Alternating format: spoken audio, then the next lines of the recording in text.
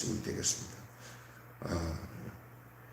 어제 이어서 오늘 본문은 이제 그 찬양대 성전에서 하나님께 찬양하는 그 찬양대 대원들 그 명단을 쭉 얘기하고 있습니다. 근데 12반 21반으로 조성이 됐어요. 이렇게 가족 단위로 해서. 그래서 이제 그 아버지 이름과 그의 아들들하고 또 그 숫자가 12명 이렇게 딱 정해져 있어요. 엄청난 성가대죠. 찬양대인데 그만큼 이 성전 안에서의 정말 상징적인 게 찬양이에요. 하나님께 올려드리는 거거든요. 제사는 하나님께 올려드리는 거잖아요. 찬양의 제사가 얼마나 귀중한지를 알려주고 있어요. 이 성전 찬양은 찬양의 성격과 그리고 목적에 대해서 우리에게 무엇을 말해주는지를 말하고 있어요. 오늘 찬양에 대한 말씀을 오늘 본문을 통해서 좀 공부한다고 할까? 아니면 되새긴다고 할까요? 아니면 새롭게 배운다고 할까요? 하는 귀한 아침이 될 것 같습니다. 찬양은 예배의 핵심입니다. 우리도 지금 공중 회중 예배를 드리면 일반 개신교, 다시 말해 기독교도 예배 중에 찬양을 참 드리잖아요. 네, 그리고 평상시에도 개인적으로 찬양도 하고 지금 유튜브에서도 찬양을 틀어놓고 예배를 찬양을 하잖아요. 근데 이제 너무 이제 형식적으로 그냥 음악 감상하듯이 찬양하는 경우가 많은데 찬양은 하나님께 드리는 것입니다. 예배의 핵심이에요. 그 사람이 그 음악에 의해서 그의 인생이 좌우된다는 말도 있어요. 네, 음악에서 가장 고귀한 음악이 바로 하나님께 드리는 음악이에요.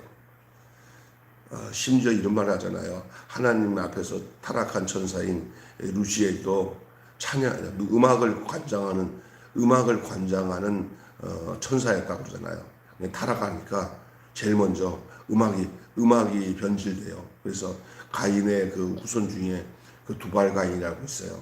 음악을 가지고 이렇게 하는 건데 음악이 그만큼 굉장히 중요한 부분이에요.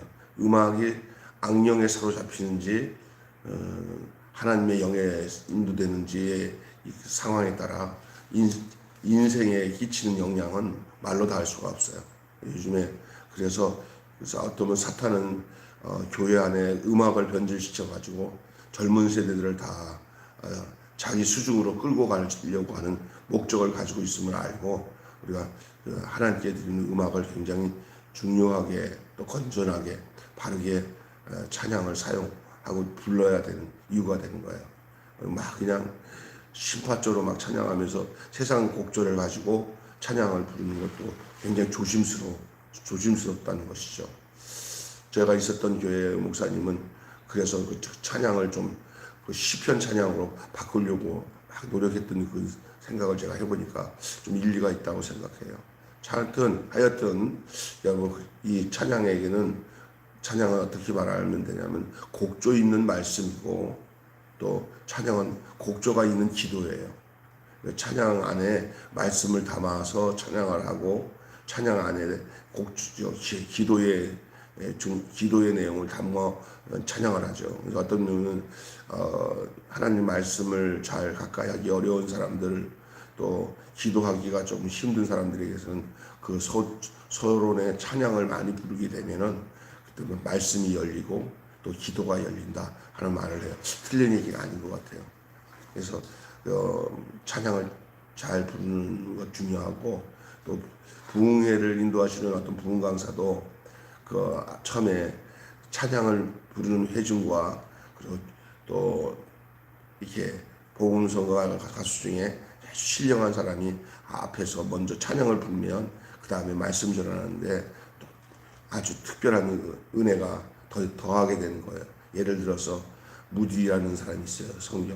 성경을 전하는 말씀을 전하는 무디라는 사람인데 가서 집회를 하기 전에 센키라고 하는 복음성가 가수가 뭐 찬양을 한번 부르고 나면은 무디가 그 다음 더 신령한 은혜를 얻어서 하나님 말씀을 전했다는 이야기도 있어요. 틀린 얘기 아닙니다. 그래서 우리가 찬양이 열려야 말씀도 열리고 기도가 열리는 줄로 믿습니다. 그래서 교회 우리 여러분이 이렇게 찬양을 부르는 그 목적도 그 안에 말씀도 있고 기도도 있지만 그 우리가 더 가까이 하나님 말씀을 듣고 하나님께 간절히 기도하는 데 있어서 이 찬양은 필요하다는 사실을 말씀드리고자 하는 거예요. 우리의 간구를 올려드리는 일뿐만 아니라 하나님의 뜻을 전달하는 일도 찬양해야 합니다. 우리의 간구를 올려드리는 일뿐만 아니라 하나님의 뜻을 전달하는 일까지 찬양해야 합니다. 그래서 천사가 꼭 임할 때마다 찬양이 함께 따라왔다는 사실이에요. 모든 사람마다 이 찬양에 참여하도록 요청을 받습니다. 그리고 하나님께 드리는 모든 제사에 우리 모두가 참여할 수 있는 가장 유일한 방법 중에 하나가 함께 온 회중이 함께 찬양하는 겁니다. 어떤 찬양 대원들의 독점물이 아니라 온 회중이 함께 그 찬양을 들으면서 읊조리며 따라할 수 있도록 한 거죠. 동시에 이 찬양을 통하여 하나님을 섬기고 하나님을 높이는 가장 아름다운 창조적이고 창의적인 표현이 바로 이 찬양인 것입니다. 그래서 오늘 본문에 보면은 찬양을 드리는데 참 특징이 뭐냐면 온 가족들 세대를 통합해서 찬양을 하여 할아버지서부터 아버지, 아들, 손자까지 함께 찬양대에 속해 해서 가족별로 찬양을 함께 했다는 거예요. 요즘에는 실버들만 모여가지고 실버 찬양, 아이들만 해서 아이들만 찬양, 이것이 성경적이지 않다는 것이에요. 진짜 성경적인 건 온 가족의 단위로 해서 아무개 가족의 할아버지, 할머니, 가족들 전체 한 팀 이렇게 그 팀들이 모여서 전체 불렀단 말이에요. 이 다윗의 찬양, 다윗 성전 안에서의 찬양은 바로 이러했다는 거예요. 함께 드리는 거예요. 온 가족 세대가. 성전 음악은 음악을 하는 자뿐만 아니라 공동체가 함께 드리는 행위였습니다. 그 찬양대의 진정한 지휘자는 왕이야, 왕. 다윗은 찬양의 그 엄청난 성전 찬양의 지휘자가 되었어요. 왕의 지휘. 그래서 역대상 25장 6절 오늘 보면 알겠지만 왕의 지휘 아래서 이루어졌다는 것이에요. 온 민족, 온 백성이 드리는 찬양 상상해 보세요. 와, 기가 막히잖아요. 남녀노소 지휘 고하를 막론하고 온 공동체가 참여하는 일임을 보여주는 것이죠. 함께 드리는 찬양. 찬양은 온 공동체의 고백이며 그 한마디의 찬양 자체가 바로 예배예요. 온 백성이 드려지는 예배. 정말 얼마나 광엄한 장면이겠습니까? 왕이 지휘 아래 온 백성이 함께 부르는 거예요. 그 다음에 이 찬양에는 말씀을 전하는 특징이 있어요. 찬양 안에 말씀을 전하죠. 아무 의미 없이 그냥 음악만 읊조리는 것이 아니라 그 안에 말씀을 전하는 기능이 있어요. 성전 음악을 맡은 자들은 노래하고 연주할 뿐만 아니라 하나님의 말씀을 전하는 자들이기도 했어요. 그렇다면은 그들의 연주나 그들의 노래는 또한 또 다른 예언이며 교육이기도 했어요. 그래서 음악을 배우는 동안에 그 음악 속에서 율법을 배우고 토라를 배우고 그러면서 그들의 신앙 교육이 함께 이루어졌던 거예요.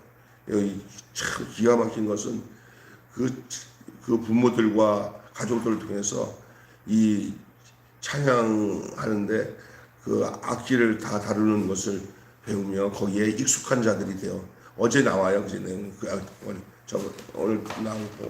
오늘도 나오고 그래서 거기 보면은 해만은 왕의 선견자였습니다. 그래서 이 해만이 이 모든 음악 교육을 아마 지도했던 것 같아요.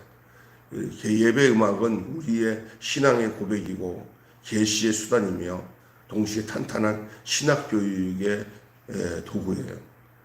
그래서 저기 교회 이 학교나 이렇게 또 신학교나 하나님 이게 그런 데는 이상해. 우리나라도 그리고 세계적으로 다 그래요. 예, 주일학교나 교회에서 어릴 때 자라서 예, 음악가가 되고 또 가수도 되고 그러더라고요. 그러니까 우리가 알만한 유명한 세계적인 음악가들이 다 어디서 자라나왔냐면은 이렇게 어렸을 때 교회에 다니면서 찬양 배우면서 유명한 소프라노도 되고 테너 가수도 되고 세계적인 음악가로 자라나는 거예요. 물어보면 백발백중이에요. 그렇게 이제 이게 찬양 교육이 이러한 영향을 크게 끼치고 있고 또 그렇습니다. 또 저희가 어렸을 때 부르던 찬양들이 나중에 장년이 돼서 믿음의 그 기반이 되는 경우도 있습니다. 입에서 흘러나오는 아이들의 찬양이 사탄의 세력, 악령의 세력을 물리친다고 해요. 그래서 시편에서도 나오잖아요. 어린이 아이와 젖먹이의 입에서 권능을 세우시고 원수와 보수자를 잠잠케 한다라고 해요. 사탄의 세력을 물리치는 것은 가정 안의 어린아이 입에서 찬양이 나오면은 사탄의 세력이 강력하게 멈춰지는 역사가 있어지는 줄로 믿습니다. 우리 자녀들이 그걸 잊어버리고 아이들 교육을 세상적인 노래는 잘 가르쳐도 찬양의 내용들 이런 것들에 대해서 좀 신경을 써서 애들 입에서 찬양이 계속 흘러나오도록 하는 것이 얼마나 귀중한 것을 알도록 해야 될 것이라는 생각을 더더욱이 하게 된 그런 내용이 될 수 있습니다. 그 생각이 많이 드는 것 같아요. 우리 손주들이 입에서 찬양이 흘러나오도록 어떻게 분위기를 만들어야겠다는 생각을 더더욱이 하게 되는 거예요. 어떻게 해야 될지를 주님 앞에 구하고 기도해야 될 것 같고요. 하나님을 섬기는 찬양입니다. 마지막으로 오늘 보면 아사, 헤만, 여두둔 이들은 대를 이어서 찬양의 직무를 맡았어요. 찬양을 통해 하나님의 전을 섬기는 예배자였습니다. 이들은 재금과 비파와 수금을 사용하여서 여호와를 찬양하며 성전에서 섬기는 역할을 감당했던 거예요. 예배의 중심은 섬김을 받으시는 하나님이십니다. 다른 어떤 것도 아닙니다. 오늘 제가 여러분에게 얘기했던 내용 세 가지를 다시 얘기한다면 이런 내용이죠. 함께 드리는 찬양이에요. 첫째. 두 번째는 말씀을 전하는 찬양이에요. 찬양은 어떻게 해야 된다고요? 함께 드려야 되는 데에서 그 목적이 있어요. 찬양은 그냥 누가 앞에서 찬양을 해도 귀로 들으면서도 그 마음으로는 함께 찬양을 해야 되는 거예요. 이런 어떤 찬양 특송한 사람이 앞에서 특송을 하는데 그냥 감상만 하면 음악이 좋다 이러지 말고 그 마음을 그 사람이 찬양을 하지만 마음을 담아서 함께 속으로 함께 찬양을 해야 돼요. 하나님 앞에. 또 하나는 그 찬양에는 하나님의 말씀을 전하는 것이 있다는 것을 잊지 말고 찬양을 통해서 하나님의 말씀을 기억하고 또 내가 하나님의 말씀을 전하는 의미로서의 찬양을 드려야 돼요. 또 하나는 찬양은 하나님을 섬기는 찬양이에요. 찬양 자체에 하나님을 섬긴다고 하는 의미가 담겨져 있어요. 드린다는 거죠. 하나님께 우리의 몸을, 우리의 모든 정성을 드립니다. 라는 그런 것이 담겨져 있다는 거예요. 어떤 면에서는 예배의 최고의 정점인 꽃이 열매가 바로 뭐냐? 찬양이에요. 그 이상은 없어요. 하나님은 우리가 당신을 찬양하며 당신의 영광을 올려드리는 것을 원하시는 줄로 믿습니다. 결론을 맺겠습니다. 예배 찬양을 위해서 따로 레위인들을 세웠잖아요. 그리고 오늘 계속 앞에 리더 우두머리가 되는 그 가문의 그 대표자를 세워놓고는 그의 가족들은 12명이다. 이렇게 12인 계속 연구하면서 24방까지를 빼놓지 않고 그냥 함께 통짜로 이렇게 묶어가지고 함께 저들에게는 뭐 24반인데 거기에 12명이 함께 있다. 이렇게 뭉쳐서 얘기하면 되는데 그냥 그걸 일일이 한 절 한 절 다 이렇게 다 기록했어요. 이거 굉장히 중요한 거예요. 그게. 왜 그랬을까? 예. 우리 하나님이 특별히 여기시는 거예요. 하나하나 이름을 부르는 거예요. 누구 외에 몇 명, 이거 별로 기분 안 좋아요. 좀 시간 걸리더라도 이름 다 호명을 다 하는 것은 그 한 사람 한 사람에 대한 하나님의 특별한 관심과 약속이 있는 줄로 믿습니다. 그래서 음악의 은사가 있는 자들에게 맡겼을 뿐만 아니라 하나님 말씀을 잘 아는 선전자에게도 이 직임을 맡겼습니다. 두 가지를 다 겸전해야 됐습니다. 음악가만 가지고는, 그러니까 우리가 이게 찬양을 하고 하나님 앞에 올려드리는 이 찬양을 하는 사람들에게는 음악적인 그런 소질도 그는 제외할 수 없는 거예요. 그러니까 열심히 그것에 대해서 학습도 하고 공부를 해서 또 음악적인 재질도 배워야 된다는 얘기고, 그러나 그거 갖고만 안 돼요. 또 하나 가지가 다 있냐, 이 하나님의 말씀에 대한 그 내용을 많이 숙지해서 신학적인 또 신앙적인 그런 중심과 마음을 가져야 그게 하나님이 받으실 만한 복된 찬양이 된다라는 사실입니다. 온 공동체가 참여하도록 초청합시다. 온 회중이. 찬양의 목적은 따로 개인적으로 찬양하는 걸 원하는 게 아니라, 개인적으로 찬양하는 이유도 하나님이 받으시긴 하지만 그러나 개인적으로 독주회를 갖는 것은 또 합주를 하기 위해서, 합창을 하기 위해서 개인적인 찬양이 필요한 것이지, 그 개인적으로만 하고 땅 끝나면 안 되는 거예요. 그래서 이 찬양의 목적은 합창에 있어요. 합창. 모든 결국은 그 범위가 넓으면 넓을수록 우리 하나님은 기뻐하시죠. 온 백성이 찬양했다니까 이게는 얼마나 멋져요. 세상에 이스라엘 백성 온 백성이 왕의 지휘 아래 하나님께 찬양했다는 그러한 내용이 오늘 본문에서 우리에게 증거하고 있는 내용이에요. 가장 예술적이고 가장 창의적이며 가장 아름다운 방식으로 하나님을 높이고 그분의 뜻을 드러냈어요.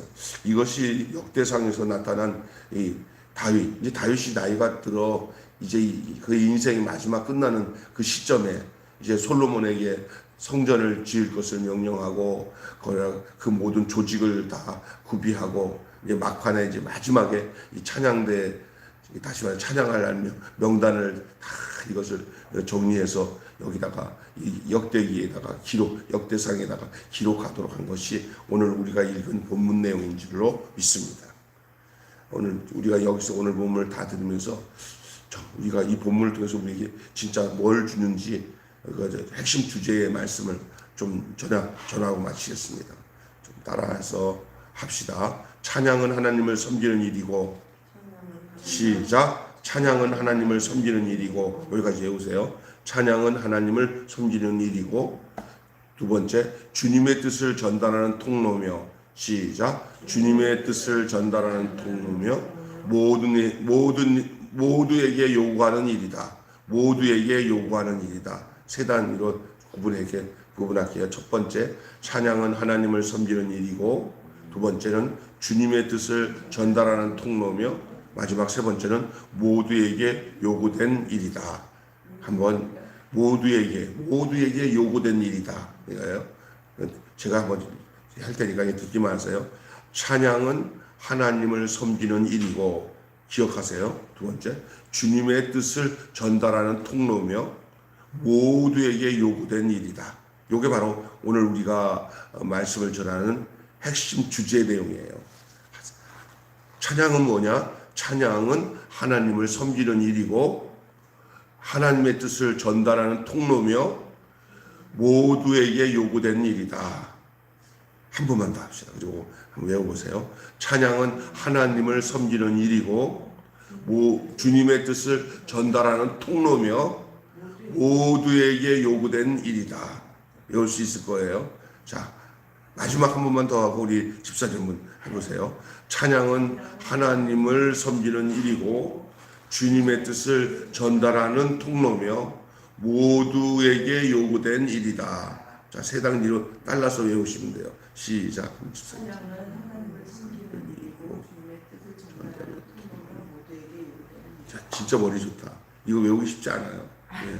하는 찬양은 하나님을 섬기는 일이고 주님의 뜻을 전달하는 통로며 모두의 요구되는 일이다. 아멘. 기도하게 마치겠습니다. 하나님 아버지, 오늘 대를 이어서 공동체가 함께 바로 찬양을 했습니다.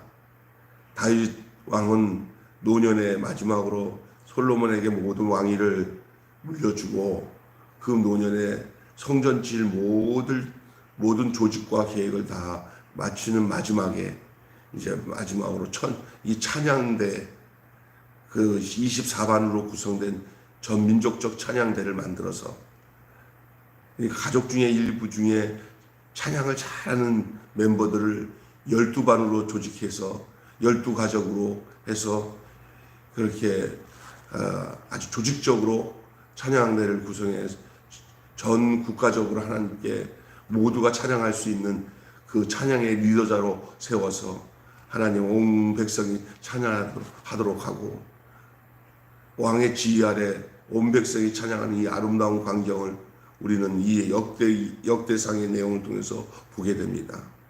이 모습 속에 하나님이 얼마나 기뻐했는지를 가히 상상할 수 있을 내용입니다. 하나님, 우리의 삶이 하나님 앞에 전폭적으로 드려지는 찬양의 삶이 되게 하여 주시고 오늘 본문에 나오는 이 내용을 통해서 우리가 이 찬양은 바로 하나님을 섬기는 일이고 또한 주님의 뜻을 전달하는 통로며 모두에게 요구된 일이라는 사실을 잊지 않고 오늘의 시간을 살아가고 현재의 시간을 살아가는 우리가 교회와 우리의 일반 생활 속에서 하나님 앞에 정말 우리의 몸과 정성과 뜻을 다해서 우리가 찬양을 할 뿐만 아니라 우리 온 가족이 또 우리 온 교회가 우리 하나님을 온전하게 찬양을 하는 그러한 예배자의 삶을 살게 하여 주시옵소서. 오늘 저희들 우리 다음 세대인 우리 자녀들에게 하나님만을 찬양할 것을 잘 어떻게 지혜롭게 가르쳐야 될 것을 숙제로 안고 하나님 돌아갑니다. 하나님 우리에게 지혜를 주시고 하나님이여 우리의 자손들이 하나님을 알고 하나님께 찬양하는 우리의 경건하고 복된 자녀들로 자라날 수 있도록 주님 축복하여 주시옵소서. 우리 주 예수님의 이름으로 기도하옵나이다. 아멘. 주님 가르친 기도로 마치겠습니다. 하늘에 계신 우리 아버지의 이름을 거룩하게 하옵시며 아버지의 나라가 오게 하시며 아버지의 뜻이 하늘에서와 같이 땅에서도 이루어지게 하소서. 오늘 우리에게 일용할 양식을 주옵시고 우리가 우리에게 잘못한 사람을 용서하여 준 것 같이 우리 죄를 용서하여 주옵시고 우리를 시험에 빠지지 않게 하시고 악에서 구하소서. 나라와 권세와 영광이 영원히 아버지의 것입니다. 아멘. 우리 하나님께 기도하다가 돌아가시겠습니다.